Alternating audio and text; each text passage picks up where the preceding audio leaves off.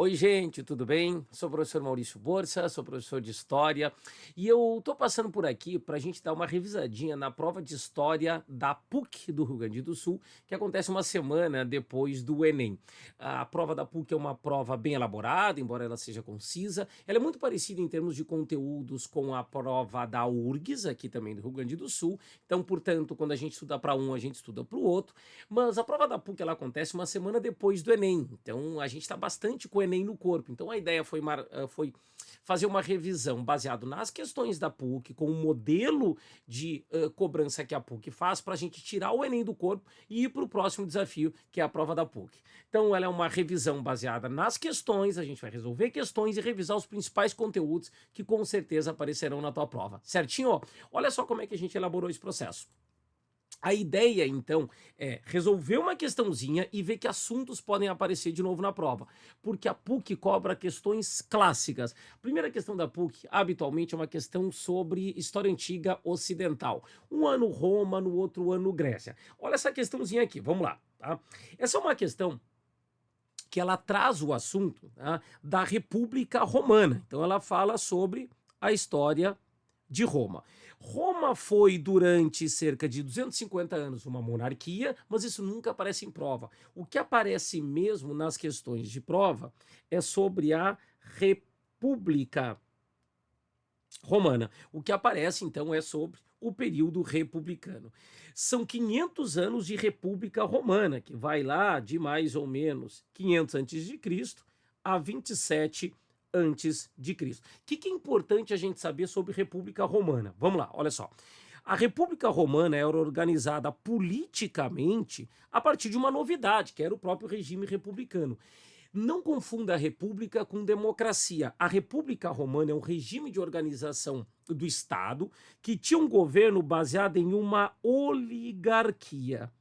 Então, quem governava a República Romana era uma oligarquia. Oligarquia é o regime onde poucos governam. No caso de Roma, quem governava a República era um órgão chamado de Senado. O Senado, eu costumo dizer para os meus alunos, que é a área VIP.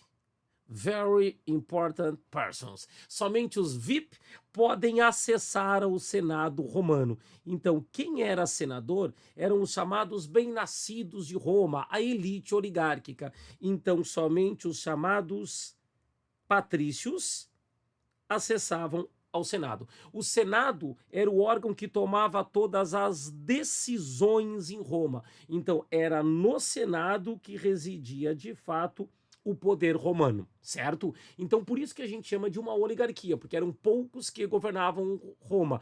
300 senadores, mais tarde, em outros momentos, 500 senadores. Além do Senado, existia um outro órgão importante que também caracterizava essa política oligárquica, que na verdade era um conjunto de órgãos, as chamadas magistraturas.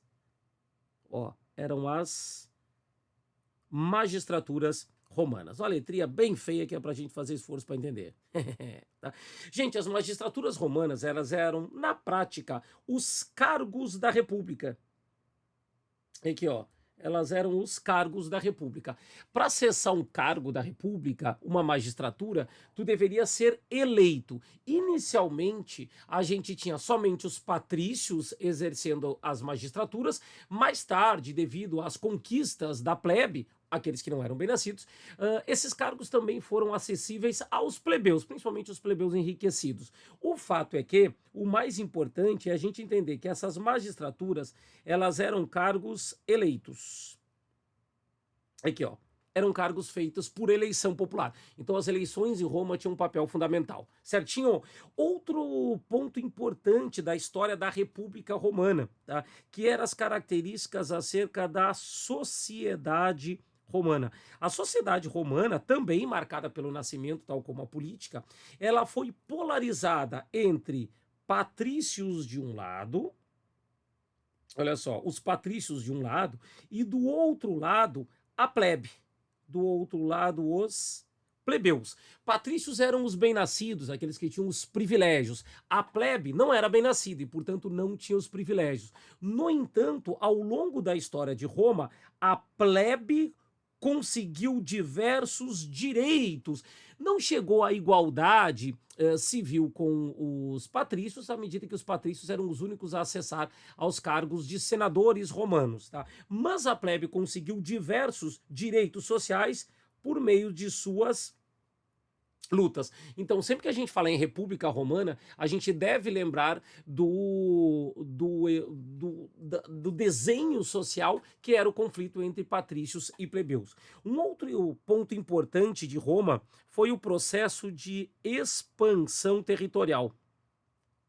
A chamada expansão romana foi marcada pela conquista do mar Mediterrâneo, chamado pelos romanos de Mare Nostrum Romano.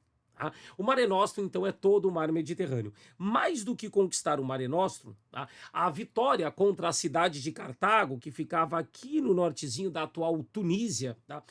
Consolidou em Roma também o modo de produção escravista. Então, te liga que o escravismo foi consolidado com essas conquistas romanas. Outro aspecto importante, porque a expansão ela muda muita coisa na vida de Roma. Roma enriqueceu muito, inclusive alguns plebeus conseguiram enriquecer. São plebeus que ficaram ricos, especialmente com a atividade comercial. O comércio no mar Mediterrâneo enriqueceu uma série de plebeus. Esses plebeus enriquecidos pelo comércio, eles poderiam agora andar a cavalo e não precisavam mais se sujar nas areias de Roma. Por isso a plebe enriquecida, ela ficou conhecida no final da República Romana com o termo de equestres ou cavaleiros, porque poderiam agora sustentar um cavalo, e ter cavalo é caro. Então, a plebe enriquecida são os chamados equestres. E para finalizar os impactos da expansão romana, que é sempre um tema caidor de prova, nós temos o aumento de poder dos generais romanos, que voltam das suas conquistas não apenas muito populares, mas também muito ricos e vão demandar também sua participação política. Isso é o que mais aparece nas nossas provas de vestibulares tradicionais. A República Romana, sua estrutura social e política e os impactos da expansão romana. Vamos dar uma olhadinha nessa questão agora para a gente resolver. Olha só. Questão tradicional, vamos começar pelo começo. Sobre a República Romana, afirma-se. Assertiva 1. A sociedade romana era dividida entre 4 grupos principais: patrícios, os plebeus, os clientes e os escravos. Está correta essa alternativa. Olha só, os patrícios eram aqueles da elite. Lembra que era o pessoal da área VIP. Abaixo desse pessoal da área VIP existiam os membros da plebe. Só que olha só que questão curiosa. Uma série de plebeus acabava trabalhando para os patrícios e, portanto, eles tinham alguns privilégios. Eles eram agregados, protegidos pelo patrício. Por isso também recebiam o termo de clientes. Então, clientes eram plebeus que eram protegidos, agregados pelos patrícios. E na base da sociedade, os escravizados, que vão aumentando de número ao longo do tempo. Primeira questãozinha, então, está correta, certo? Olha a segunda. As instituições políticas eram controladas pelos patrícios, ótimo, e os plebeus só tinham acesso à Assembleia da Plebe. Aí que está a questão importante. Com o tempo, os plebeus também puderam acessar as magistraturas. Para vocês terem ideia, a principal magistratura de Roma era o consulado. O consulado é o equivalente a um prefeito, a um presidente da República. Então, o cônsul de Roma poderia ser plebeu também. Então, é errado dizer que somente a Assembleia da Plebe era acessível aos plebeus. Outro ponto, a Lei das 12 Tábuas, primeiras leis escritas de Roma, foi uma conquista dos plebeus após lutas sociais em busca de igualdade jurídica entre patrícios e plebeus. Correto, a Lei das 12 Tábuas é uma conquista feita pela plebe. Inclusive, os plebeus puderam escolher 10 representantes, os chamados decênviros, para ir até Atenas, que era o grande exemplo, para ver como que os atenienses organizavam as suas regras. Esses plebeus, os decênviros, voltaram com a ideia de fazer as leis escritas, tá? Certinho? E a terceira, na mesma medida em que cedeu a expansão interna com a unificação da Península Itálica, Roma lançou-se à expansão do mar Mediterrâneo, que teve como consequência as guerras púnicas. Guerras de Roma na Península Itálica contra a então poderosa cidade de Cartago, na atual Tunísia. Seguindo, e a ascensão de uma nova classe de comerciantes, que a gente falou ali sobre a plebe. Beleza, os principais inimigos da história de Roma eram os chamados cartagineses, que dominavam o mar Mediterrâneo até a ascensão de Roma. Por isso que essa daqui também fica correta. São 3 assertivas corretas, enquanto uma está incorreta. Questão clássica, costumeira, república é o que mais aparece nas nossas provas, certinho? Mas como o ano aparece Roma e ano aparece Grécia, o ano passado caiu Roma. Olha o que pode aparecer sobre a história da Grécia. Vamos lá. Primeiro lugar, a história da Grécia, gente, ela é dividida conforme as etapas civilizacionais do mundo grego. Nós nos habituamos a dividir a Grécia em período pré-homérico, homérico, arcaico e clássico. Mas para as nossas provas, o mais importante é pensar no período arcaico e no período clássico. No período arcaico, é marcado por volta ali de 800, 500 a.C., pela formação das polis gregas, as famosas polis. É errado pensar que desde que existe Grécia, existe polis. A polis, a cidade-estado, ela é formada no período arcaico. O mais importante para nós agora é entender que cada polis, cada cidade-estado tinha uma característica diferente. Por exemplo, as duas mais famosinhas. Esparta foi uma polis marcada por ser uma polis voltada para a guerra. Oligárquica e militarista Esparta, todo mundo se preparava para a guerra. Morrer por Esparta era a grande novidade. E uma outra cidade que era referência era a cidade de Atenas. Atenas era uma cidade bem diferente. Atenas era uma cidade comercial e era também uma cidade voltada para a cultura e para a política, além do comércio marítimo. Além do comércio. O que acontece então, gente? A cidade de Atenas ela era muito mais aberta e justamente por isso Atenas fez uma série de reformas políticas, tá, que fizeram com que a gente construísse uma coisinha chamada de democracia. São os famosos reformadores de Atenas. Eles vão fazer novas leis, tá, para melhorar a cidade de Atenas. Olha só, são os reformadores.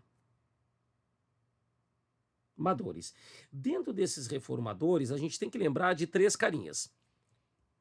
Tá? Um chamado de Drácon. Drácon, por volta de 620, é o primeiro legislador.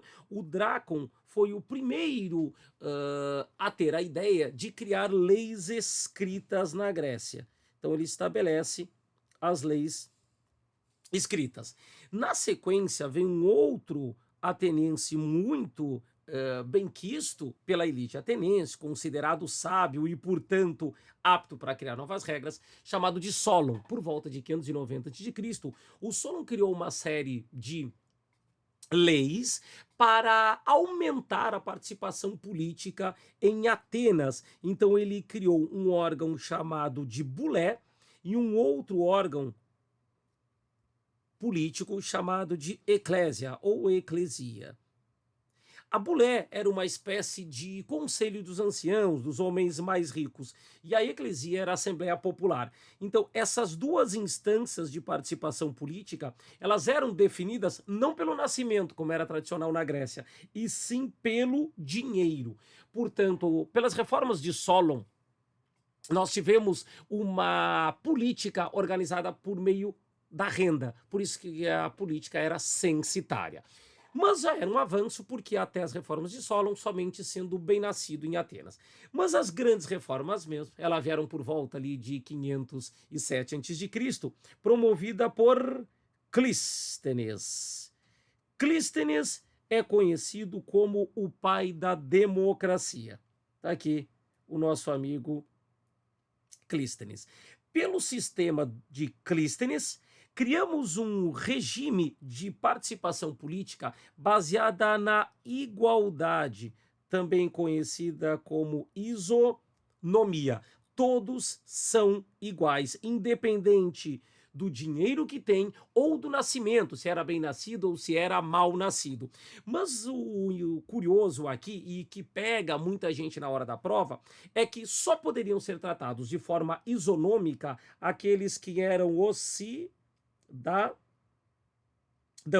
Somente os cidadãos eram de fato isonômicos. Aí que vem a questão importante. Maurício, quem que é cidadão em Atenas? Só são cidadãos aqueles que são homens, aqueles que são livres, aqueles que são maiores de idade e aqueles que são filhos de pais e mães atenienses.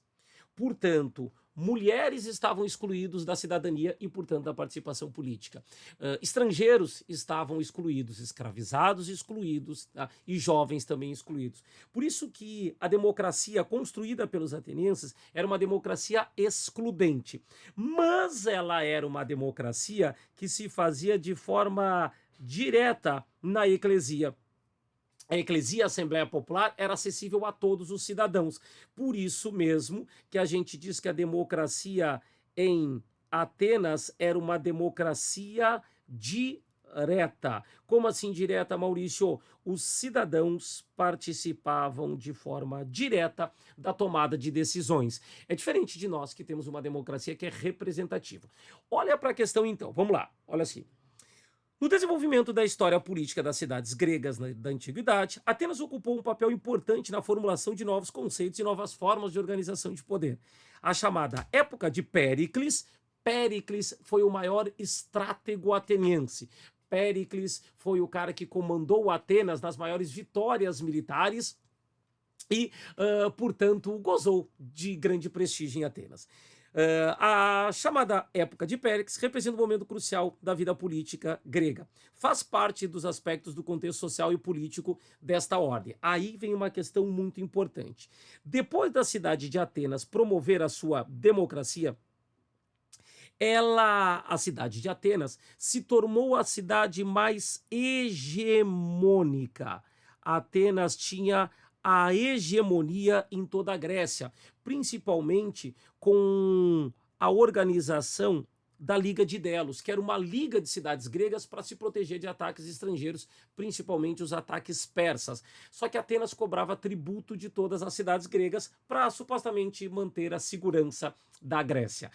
Olha o que acontece. Faz parte, então, desse período da época de Péricles, o apogeu econômico e militar de Atenas, mas também o apogeu da democracia. Vamos ver o que está falando aqui.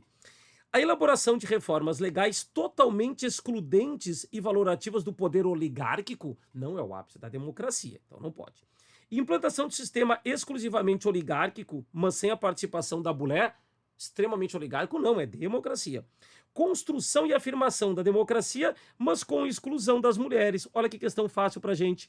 E essas questões se repetem, elas aparecem de novo. Olha a alternativa D.